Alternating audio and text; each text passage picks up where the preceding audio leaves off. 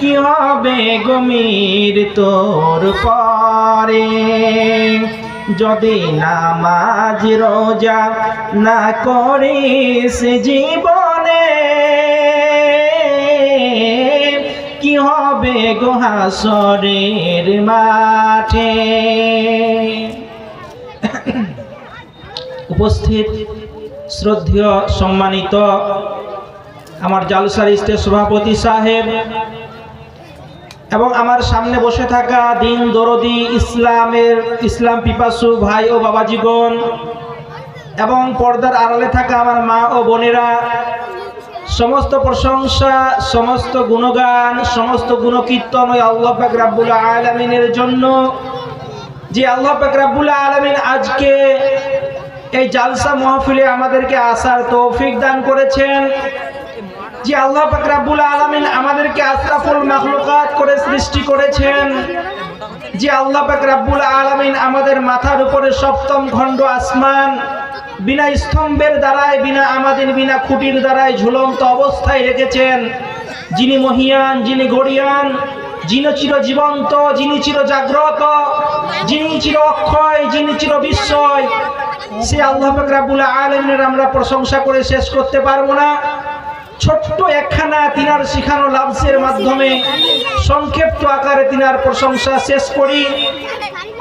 সকলে একবার সেই লাফজখানি মহব্বতের সহিত পাঠ করি, বলি আলহামদুলিল্লাহ।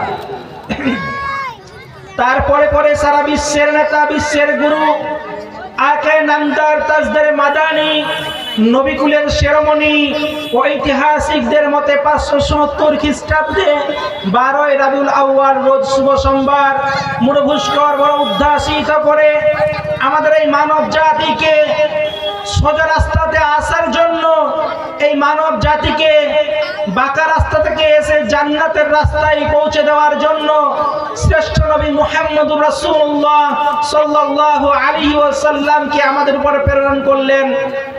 তিনার উপরে হাজার হাজার দরুদ অবতীর্ণ হোক। আল্লাহুম্মা সাল্লি আলাইহি ওয়া আল্লাহুম্মা বারিক আলাইহি। আমি আজকে আপনাদের সামনে যে বিষয়টি নিয়ে দাঁড় হয়েছি, সেই বিষয়টি হলো সৃষ্টির সেবা।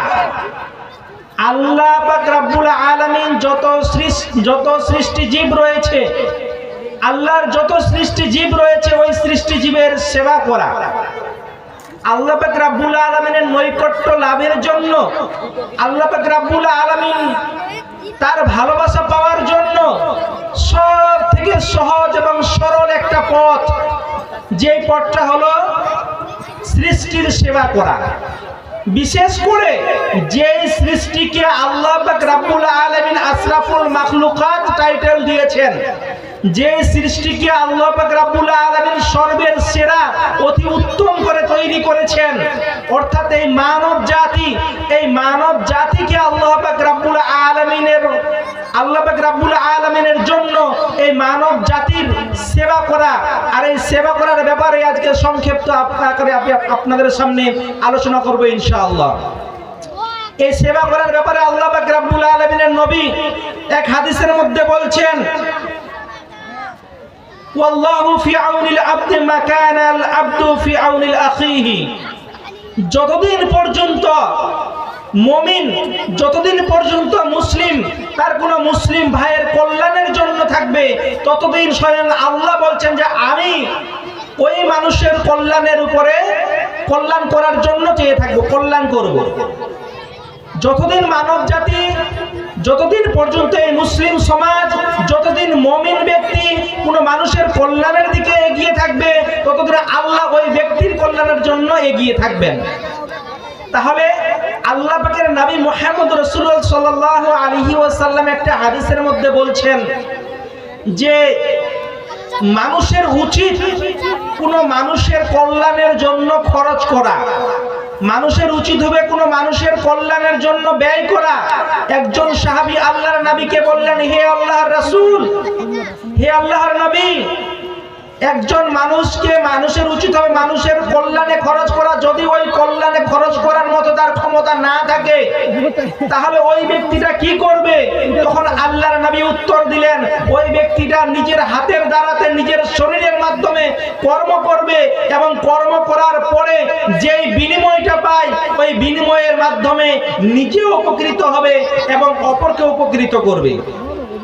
তারপরে সাহাবীগণ জিজ্ঞাসা করলেন যে হে আল্লাহর রাসূল, যদি সেটাও করতে সে অক্ষম হয় তাহলে কি করবে?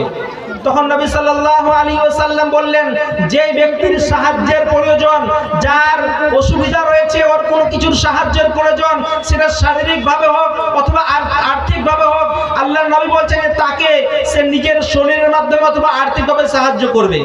এবার সাহাবীগণ বললেন, হে আল্লাহর রাসূল, যদি সেটাও করতে যে কাজের মানুষের কল্যাণ হবে এইরকম কাজ করবে, আর এমন কোন কাজ করবে না যে কাজের মাধ্যমে মানুষের অকল্যাণ হবে, অথবা এমন কোন কথা বলবে যে কথার মাধ্যমে কল্যাণ হবে, অথবা এমন কোন কথা বলবে না যে কথার মাধ্যমে মানুষের অকল্যাণ হবে, আর তার জন্য সেটাই সাদকা বলে গণ্য হবে। তাহলে এই হাদিস থেকে বোঝা যায়, নবীর এই হাদিস থেকে বোঝা যায় যে মানুষের কল্যাণের জন্য আমাদেরকে কাজ করতে হবে, মানুষের ভালোর দিকে আমাদেরকে এগিয়ে যেতে হবে। নবী মুহাম্মদ সাল্লাল্লাহু আলাইহি ওয়াসাল্লাম বলছেন যে তোমরা মুসলিমের উচিত হলো কোন মুসলিম ভাইয়ের সহযোগিতা করা, মানুষকে সাহায্য করা।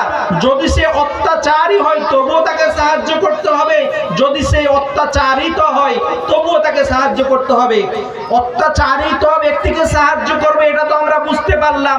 সাহাবীরা নবী সাল্লাল্লাহু আলাইহি সাল্লামকে বললেন যে অত্যাচারীকে আমরা কিভাবে সাহায্য করব, যারা অত্যাচারী তাকে আমরা কিভাবে সাহায্য করব?